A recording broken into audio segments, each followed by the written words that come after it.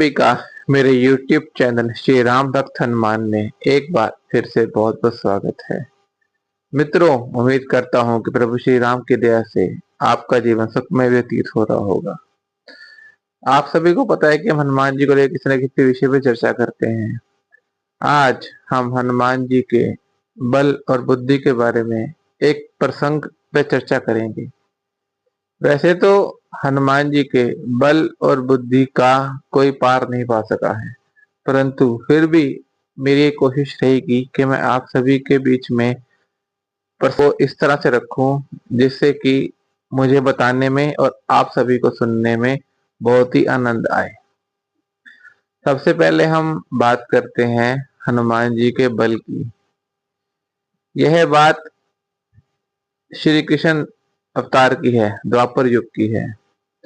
द्वापर युग में जब एक बार कलंक नाम का राक्षस युद्ध में आया तो वह सभी को बहुत परेशान कर रहा था और सेना को रथ के द्वारा चबा चबा कर आकाश में दूर फेंक रहा था।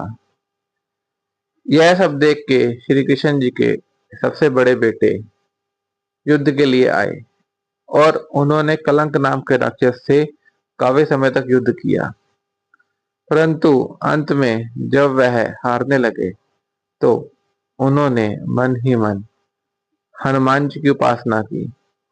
तो उसी समय हनुमान जी वहां प्रकट हो गए और कलंक नाम के राक्षस के साथ युद्ध करने लग गए। उन्होंने राक्षस को आकाश में बहुत दूर फेंका। उसके बाद कलंक ने हनुमान जी पे एक बहुत ही भारी गदा से प्रहार किया, परंतु हनुमान जी फुर्ती से उछल के उस वार से बच गए।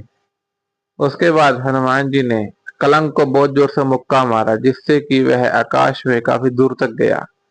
उसके बाद जब वह नीचे आया तो हनुमान जी ने उसे फिर मुक्कों से मारा और वह अंत में धरती पे चित होकर गिर गया।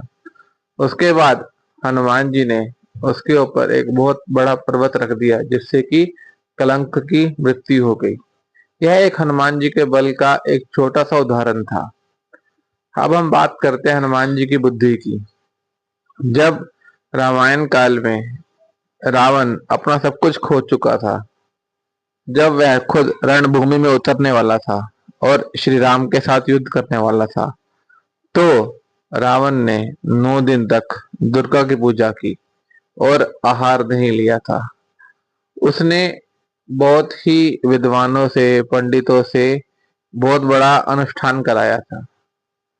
इसकी भनक हनुमान जी को लग गई और हनुमान जी को यह भी ज्ञात था कि यदि रावण इस पूजा पाठ में सफल हो गया तो उसे हराना इस धरती पे और परलोक में किसी के बस की बात नहीं है। इस पर हनुमान जी एक विद्वान ब्राह्मण का रूप बनाकर उन विद्वानों की टोली में शामिल हो जाते हैं और टोली में शामिल होने के बाद दिन रात उन सभी की सेवा करते हैं और उनसे शास्त्रार्थ करते हैं और मंत्रों के बारे में ज्ञान लेते हैं और मंत्रों के बारे में ज्ञान देते हैं। जब रावण के लिए उन्होंने एक यज्ञ करना होता है, जो फाइनल यज्ञ होता है अनुष्ठान के बाद, तो हनुमान जी जो उसमें आहुति देनी होती है जिस मंत्र के द्वारा, उस मंत्र में से एक शब्द का, एक वर्ड का हेर फेर कर देते हैं, जिससे कि उस मंत्र का पूरा अर्थ ही बदल जाता है। वह सब जब यज्ञ कर रहे होते हैं तो हनुमान जी मंत्रोच्चारण में गलत मंत्र का उच्चारण करा के सभी विद्वानों से उसी मंत्र का उच्चारण करवाते हैं, जिससे कि रावण को उस अनुष्ठान का फल प्राप्त नहीं होता और अंत में वह राम जी के हाथों रणभूमि में मारा जाता है। यह हनुमान जी की बुद्धि का एक छोटा सा परिचय था। हनुमान जी ने इससे भी बड़े बड़े कार्य अपनी बुद्धि से किए हैं। श्री हनुमान जी के बल और बुद्धि को लेके यह 2 छोटे छोटे प्रसंग मैंने आप सभी के बीच में रखे। मैं यह आशा करता हूं कि आप सभी को यह प्रसंग सुनने में आनंद आया होगा। श्री हनुमान जी महाराज को लेके अगली वीडियो जल्द ही मेरे YouTube चैनल पे अपलोड कर दी जाएगी। श्री हनुमान जी की अगली वीडियो तक के लिए आप सभी को मेरी तरफ से जय श्री राम।